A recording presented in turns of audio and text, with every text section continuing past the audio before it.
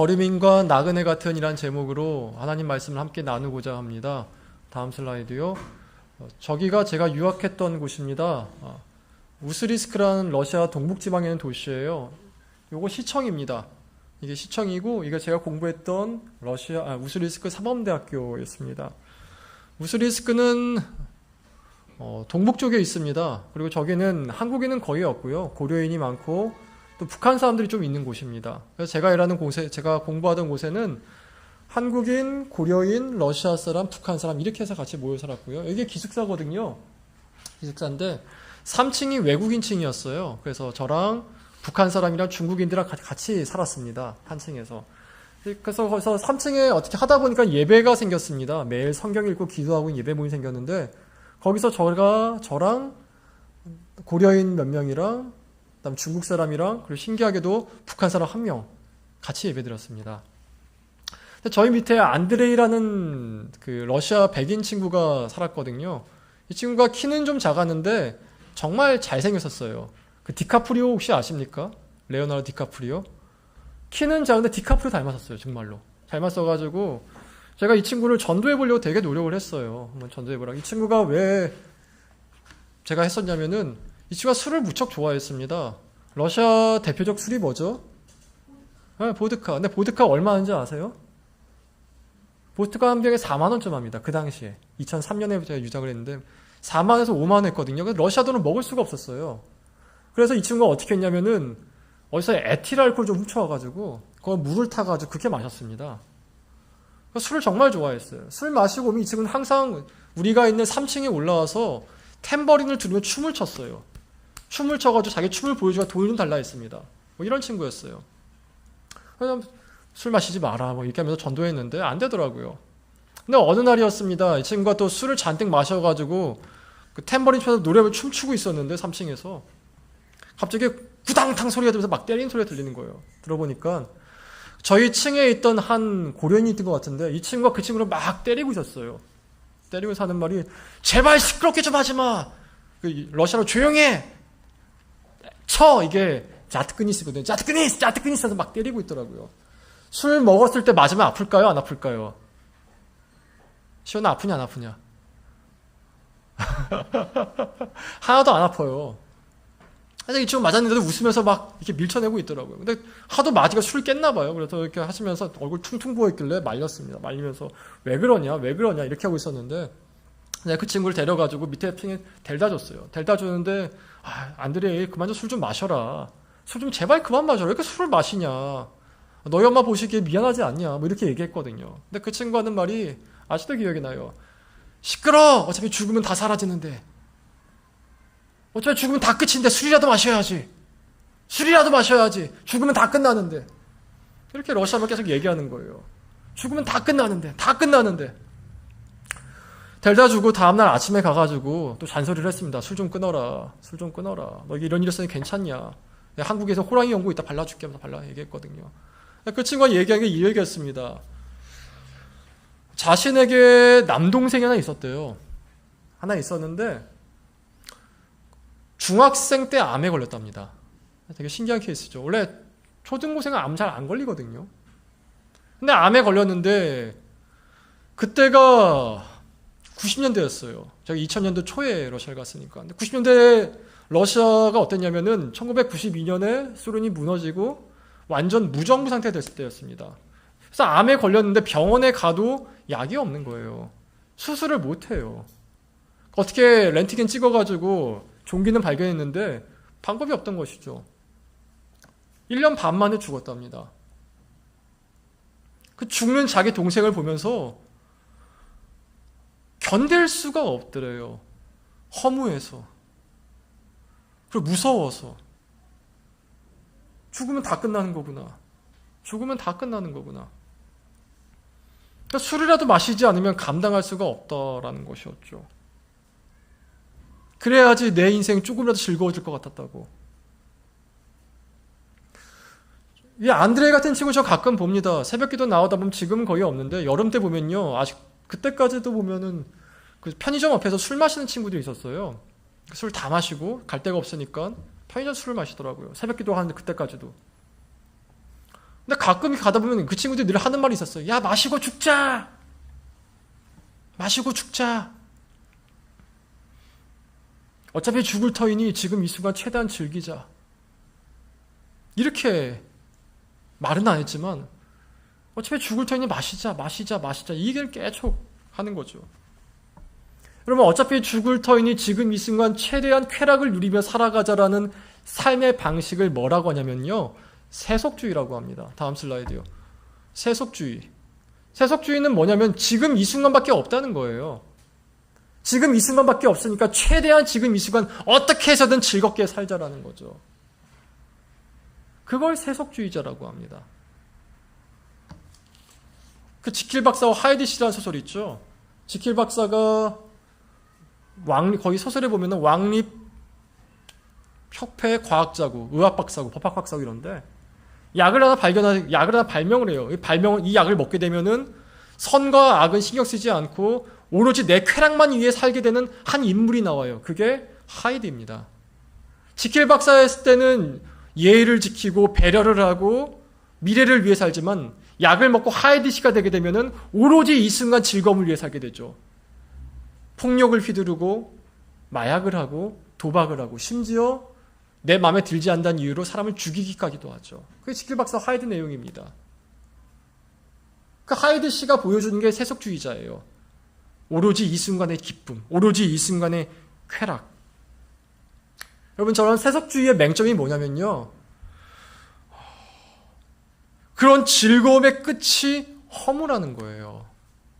술을 마시면 즐겁습니다. 저도 많이 마셔봤어요. 저희 집이 술집했어요. 술 마시고 나면 마실 때는 어떻죠? 기분이 좋아요. 알딸딸하이. 근데 마시고 나면 어떻죠? 적당히 마시면 괜찮겠지만 끝까지 마시면 어떻게 되죠? 허무하죠. 후회스럽죠. 내가 왜 그랬을까? 마약도 마찬가지예요. 마약 하게 됐을 때 정말 기분 좋거든요. 전 안 해봤어요. 정말 기분 좋아요. 근데 마약을 깼을 때 어떻죠? 미칠 것 같죠. 허무해서, 허탄해서. 그래서 어떻게 하죠? 이 허무함을 견디지 못해가지고 다시 술을 마시든지 다시 마약을 하죠. 이게 술과 마약만 그렇습니까? 게임도 똑같아요. 게임 끝판 깨고 나면 어떻죠? 허무해요. 성도 마찬가지죠. 왜 이렇게 수많은 사람들이 성중독에 있겠습니까? 그 순간이 좋지만 끝나고 났을 때 무척이나 허무하거든요. 이게 세속주의의 끝입니다. 이게 세속주의의 맹점이에요. 그러다 그 허물을 견디다 못해 계속 그 순간 다시 돌아가려고 그래요. 다시 약을 먹고, 다시 술을 마시고, 다시 게임을 하고. 여러분, 만약에 내가 그리스도인이라고 얘기하지만 내가 시간을, 내 삶을 쓸 때 어떻게 하면 이 순간 최대한 재밌게 놀 수 있을까 본다면요, 그거 세속주의자입니다. 세속주의자예요. 이런 세속주의에 질려가지고 나온 종교가 불교입니다. 다음 슬라이드요. 공사상이 뭔지 압니까? 불교의 공사상? 공사상이 뭐냐면은 비우면 사라진다예요. 그러니까 집착을 비우려고 해요. 집착을 비워서 어떤 욕심도 채우지 않고 그 욕심마저도 다 버리려고 해요. 버리고 비우면 그때서야 내가 깨달아서 부처가 된다. 이게 공사상의 어떤 요체입니다. 그래서 비우라고 얘기하죠. 계속 비워라. 욕심도 너 미워하냐? 미운 마음도 비워라. 기쁘냐? 기쁨도 비워라. 스님들은 어떻게 하죠? 머리 다 깎아요. 멋부리지 않으려고. 결혼도 하지 않아요. 거기에 집착하지 않으려고. 어떤 사람은 단식하죠. 음식에 내가 매이지 않으려고.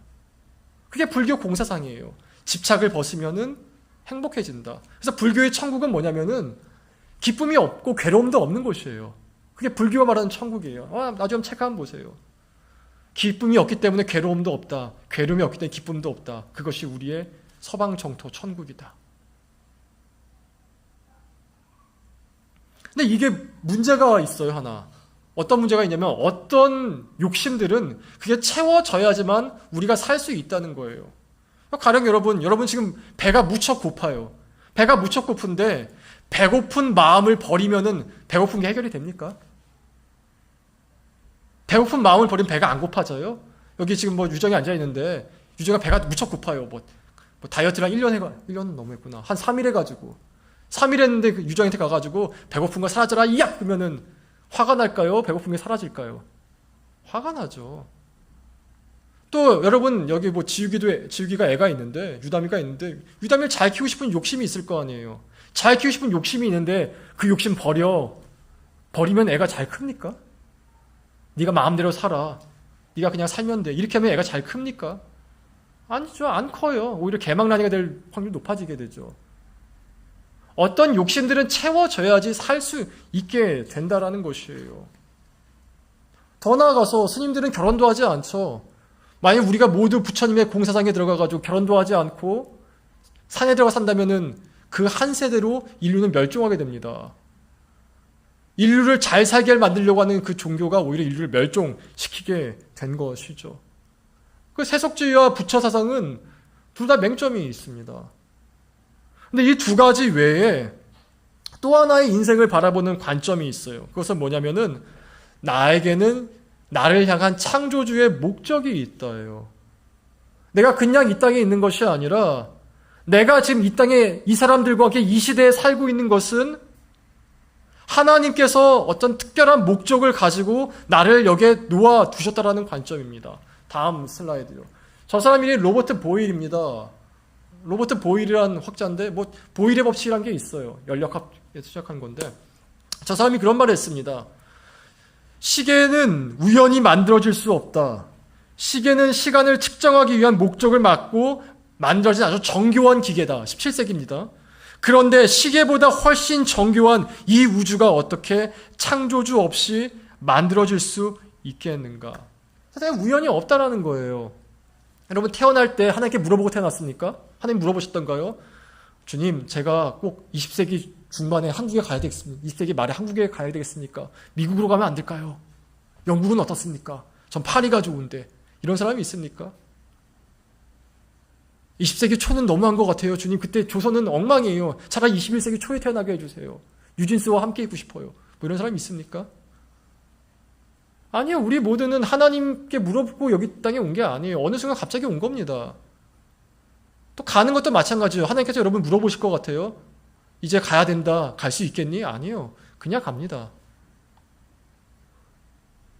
보일이 말하는 바가 그거예요. 우리가 갑자기 이 땅에 왔고 갑자기 떠날 것인데 다 창조주의 목적이 있다라는 거예요. 창조주의 목적이 있다라는 것이죠. 그 목적이 뭐냐 보여주는 것이, 그 목적이 뭐냐라고 얘기하는 게 바로 오늘 본문인 두 구절이에요. 11절과 12절. 먼저 성경이 말하는 이 땅에 살아가는 모든 성도는 어떤 사람들이냐가 11절에 나와요. 11절 한번 다 같이 읽어보겠습니다. 시작. 사랑하는 자들아,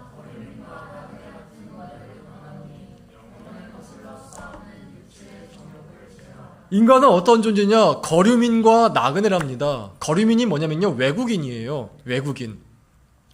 외국인이 자기 나라를 떠나서 우리나라에 사는 이유가 있다면은 다 분명히 목적이 있어서입니다. 돈을 벌려고 하든 뭐 회사에 싸우려고 하든 용병이든 간에 명확한 목적이 있죠. 그 목적을 이루고 나면은 그 나라를 떠나게 되지 않습니까? 그게 우리라라는 거예요. 너희 이 땅 백성이 아니다. 너희 외국인인 걸 기억해야 된다. 너희는 외국인이다. 또 나그네라고 얘기하고 있습니다. 우리말로는 나그네지만 영어로 보면요, 필그림 써 있어요. 필그림, 순례자란 뜻이죠. 순례자가 뭡니까? 종교적 성지를 가기 위해서 거기를 떠나고 있는 사람을 순례자라고 얘기해요. 순례자가 그 성지를 가기 위해서 지나치는 나라가 있지 않겠습니까? 그럼 이 나라를 왜 지나치죠? 이 나라에 여기에 도달하기 위해서라는 거예요. 이 나라를 지나치지 않으면 도달할 수 없기 때문에 이 나라를 지나친다는 것이죠. 우리가 지금 여기에 있는 것은 이 나라로 가기 위해서 과정이라는 거예요. 과정. 우리 과정이에요. 지금 여기 있는 것이. 이 천국에 들어가기 위한 과정이라는 것입니다. 거류민이건 순례자건 공통점은 뭐냐면 둘 다 이 나라를, 이 시대를 갖고 있는 분명히 목적이 있다는 것이죠. 그럼 그 목적을 오늘 본문에는 이렇게 얘기해요. 12절 후반부 읽어보겠습니다. 다 같이 읽습니다. 하나님께 영광을 돌리게 하려 함이라. 우리가 지금 이 시대를, 이 장소에서, 이 사람들과 여기에, 이 직장에서, 이 가정에서 있는 것은 그것을 통해 돌릴 수 있는 독특한 영광이 있다는 거예요. 내가 아니면 돌릴 수 없는 영광. 그 독특한 영광이 있어요. 과학자는 과학자의 영광, 과학자만이 돌릴 수 있는 하나님의 영광이 있습니다. 아버지는 아버지만이 돌릴 수 있는 하나님의 영광이 있습니다. 그 직장인은 그 직장에서 돌릴 수 있는 하나님의 영광이 있다는 거예요. 우리 하나님께서는 모든 분야 다 영광 받고 싶어 하시거든요. 그럼 나만이 돌릴 수 있는 주님의 영광이 있어요. 근데 그 나만이 돌릴 수 있는 주님의 영광을 뭐냐? 그 영광 돌리는 법이 오늘 두 가지가 대략적으로 나와요. 첫 번째가 뭐냐면은 내가 있는 그곳에서 영혼으로 육체의 정욕을 제어하는 겁니다. 11절 전반부 읽어보겠습니다. 후반부 읽어보겠습니다. 영혼을 거슬러 싸우는 육체의 정욕을 제어하라.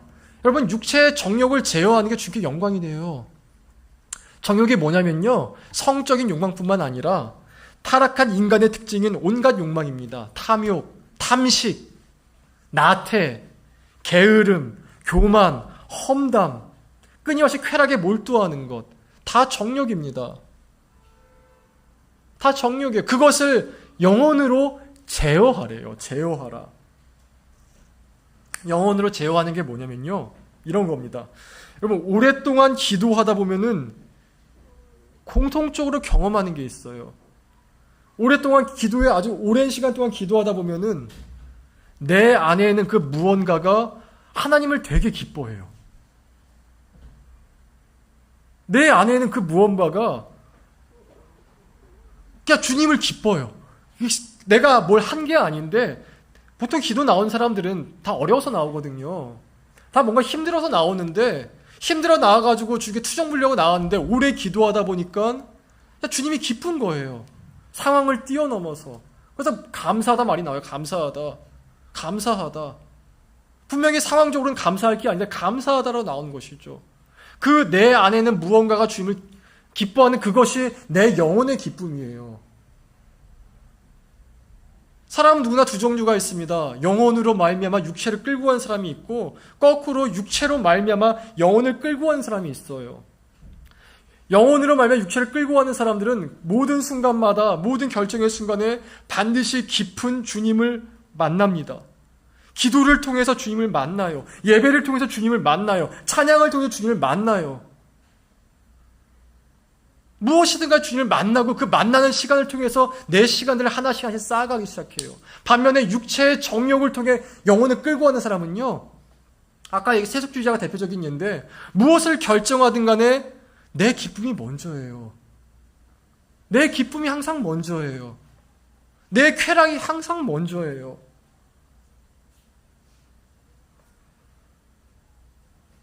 그렇기 때문에 이 사람들은 점점 영혼이 죽어가요. 갈라디아서 5장에 보면 이렇게 나옵니다. 성령이 너희 육체의 소욕을 통제하든지, 아니 육체의 소욕이 너희 성령을 통제하든지다. 둘인 같이 있을 수 없다예요.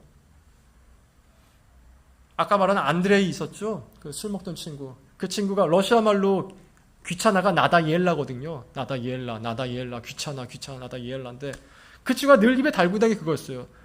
안드레이 예배 나와, 나다이엘라. 안드레이 같이 기도하자, 나다이엘라. 안드레이 술 그만 먹고 나랑 얘기 좀 하자, 나다이엘라. 안드레이를 통제하던 주요 육체 정욕은 나태함이었습니다. 귀찮음. 어떤 사람은 탐식이죠. 나 이거 먹어야 돼요, 목사님. 어떤 사람은 자신의 휴식이에요. 난 이 시간 꼭 가져야 돼요. 그 시간 예배 나갈 수 없어요. 같이 기도하자. 목사님 이 시간만큼은 안 돼요. 왜? 저 누구 만나야 돼요.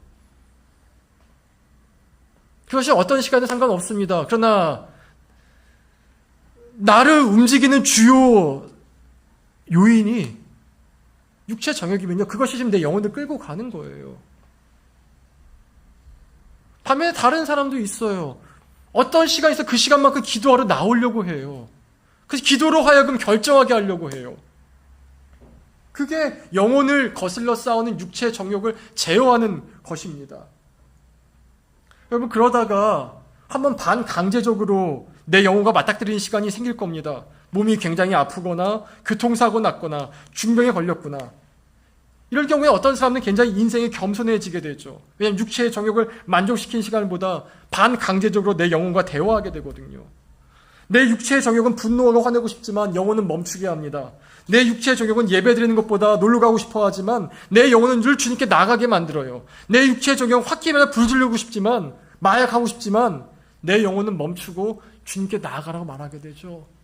그것이 영혼을 거슬러 영혼으로 말미암아 육체의 정욕을 제어하는 겁니다. 여러분 직장에서 정욕대로 살고 싶지 않습니까? 내 감정대로, 내 홧김에. 여러분 가정에서 그렇게 살고 싶지 않습니까? 직장에서 그 사람 대할 때면은 어떤 특정한 관계에서는 진짜 한 대 날려버리고 싶다 하고 싶지 않습니까? 그 순간이 육체가 내 영혼을 끌고 갈 것인지 영혼이 내 육체를 끌고 갈 것인지 결정하는 시간이에요. 전 주일도 마찬가지라고 봐요. 주일 쉬고 싶죠. 기도 시간 쉬고 싶죠. 그때도 결정해야 돼요. 육체가 내 영혼을 끌고 갈 것인가, 영혼이 내 육체를 끌고 갈 것인가. 제가 아이들에게 성경을 읽어주거든요, 밤마다. 근데 2주 못 읽어줬어요. 2주 못 읽어주니까 몸이 좀 아팠거든요. 추석 갔다 오고 나서. 와, 진짜 미치겠더라고요. 2주 안 읽어주니까 2주 뒤에 읽어주려고 하는데 그게 귀찮은 거예요.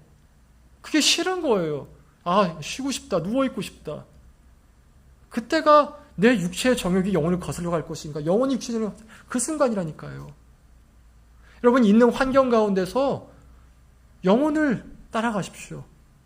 그게 하나님께 영광 올려드리는 길입니다.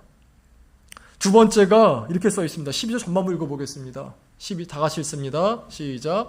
너희가 이방인 중에서 행실을 선하게 가져. 이방인은 믿지 않는 사람들입니다. 믿지 않는 사람들 가운데 내 행실이 선하게 하는 것이 하나님께 영광 올려드리는 길이에요. 그래서 행실을 선하게 나와야 돼. 선하게로 뜻한 헬라어 칼로스는 도덕적으로 옳은 것이 아니라 아름다운 걸 얘기해요. 그래서 칼로스 하면요, 우리 수민이 칼로스, 수민이 아름다워. 우리 연기 칼로스, 연기는 아름다워. 이런 뜻이에요. 그러니까 행실을 아름답게 가져라는 뜻이에요. 여기 저 책을 좀 읽는데 책을 보면 이런 거 되게 많습니다. 아름다운 땡땡을 위하여, 아름다운 인생을 위하여, 아름다운 노년을 위하여, 아름다운 청춘을 위하여, 여기 보면 아름다운 죽음을 위하여, 아름다운 연주를 위하여. 이 책들의 공통점이 있습니다. 다 쓴 사람들이 노인이나 시한부 환자들이에요. 죽기 직전의 사람들. 그 사람들이 남은 인생 가운데 이게 아름다운 곳에 쓴 것이죠. 또 이 책들을 읽어보면 공통적으로 말하는 게 있어요. 바로 아름다운 삶을, 아름다운 노년을, 아름다운 청춘을 위해서 해야 될 것이 주어진 사람들 사랑하라는 거예요. 주어진 사람들 사랑하라는 거. 너 주위에 누구 있니? 그 사람 사랑하는 게 아름다운 삶이야. 아름다운 삶이야. 아름다운 삶이야. 여러분, 아름답고 사는 건 어려운 게 아닙니다. 내 주위의 사람들 사랑, 그냥 따뜻하게 대하는 거예요. 따뜻하게 대해주는 거예요. 피곤하죠. 어저께 저희 둘째랑 TV를 보는데 내 쌍둥이 뭐 나오더라고요. 그래서 국회에서 그런 거 미나 봐요. 국회 TV를 보고 있는데 인생은 아름다워, 내 쌍둥이 편 이렇게 나오는데 아빠가 애를 놀아주고 있는데 내 쌍둥이가 있어요. 한 명은 가슴에, 한 명은 팔에, 한 명은 다리에, 한 명은 거기서 이러고 있어요. 아빠 머리를 막 치고 있어요. 저 보면서 힘들겠다 이렇게 생각하고 있었거든요. 힘들겠다. 힘들겠다. 근데 또 어떻게 보이냐면요, 아름다워 보여요. 그냥 그것이. 아빠는 되게 힘들지. 근데 애들은 되게 기쁘고 즐거워 보였거든요. 여러분, 아름답다는 건 뭐냐면 내가 힘든 그 순간에 나를 바라보는 게 아니라 잠깐이라도 그 사람들 위해 따뜻한 모습을 보여주는 겁니다. 힘들죠. 피곤하죠. 알아요. 다 정말 그래요. 하지만 그 순간에 내가 한마디 이쁘게 하는 게, 한마디 따뜻하게 하는 게, 한마디 참는 게, 그게 행실을 선하게 가지는 거예요. 이방인 중에서. 그때 하나님이 영광 받으신대요. 물론 그런 나를 이용하는 사람들도 있어요. 제가 여기서 팝콘 전도하는데 뭐 이런 사람이 있어요. 제가 주로 중고등학생 전도하거든요. 전도하는데 팝콘 먹어? 그러면 됐어요? 안 사요? 이러고 가는 거예요. 됐어요? 안 사요? 기분이 되게 안 좋더라고요. 근데 한 번은 고3짜리 남자애들이 왔어요. 남자애들이 왔는데 등치가 거의 지환이만 해요. 그래서 키가 크더라고. 등치가 크고 와가지고 이거 아저씨 이거 팝콘 주는 거예요? 아저씨 이거 목사님인데 팝콘 먹어라. 막 맛있게 먹어요. 이거 또 언제 와요? 이거 또 화요일마다 와 먹어. 막 맛있게 먹는 거. 아저씨 고맙습니다. 목사님이라니까. 감사해. 잘 가. 다음에 또 와. 예수님 믿니? 아니요. 교회 가본 적은 있는데 믿진 않아요. 한번 믿어봐. 근데 그 순간이 되게 기분이 좋은 것이죠. 여러분, 날 살다 보면 나를 무시하는 사람도 있어요. 나한테 아름답게 대하는 사람이 있어요. 아름답게 대하는 사람은 기억하세요. 나를 조롱하고 무시하는 사람 바라보지 마세요. 그게 주님께 영광 올려드리는 길입니다. 두 가지 말했죠. 정욕을 제어하십시오. 행실을 아름답게 하십시오. 그것이 우리라고 이 땅에 오신 목적이라는 것입니다. 말씀을 맺겠습니다. 오늘 가지 모임 질문에 있는 것인데, 여러분의 삶을 여러분이 보았을 때 나는 세속주의자입니까? 아니면 불교도입니까? 아니면 그리스도인입니까? 내 삶이 곧 나입니다. 내 삶이 곧 나예요. 여러분, 그리스도인으로 살아가시기 바랍니다. 하나님의 소망이 안에 있다면 그 소망으로 목적을 따라 살아가시기 바랍니다. 우리가 이 땅에 있는 것은 우연히 왔거나 실수로 태어난 것이 아니라 주님께서 우리를 통해 영광 받으시기 위해서 우리를 보내셨습니다. 우리가 육체의 정욕을 제어하고 이방인 가운데 행실을 선하게 가졌을 때 우리를 통해 주님이 큰 영광 받으십니다. 우리 다 같이 찬양하고 기도하도록 하겠습니다.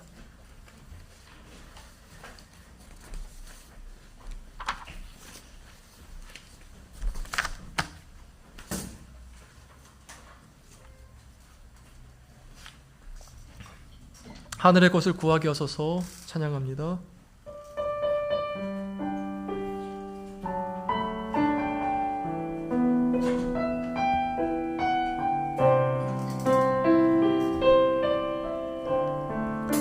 세상을 보니 그들이 증명하는 것, 명예와 가진 재물과 힘과 자랑뿐이라.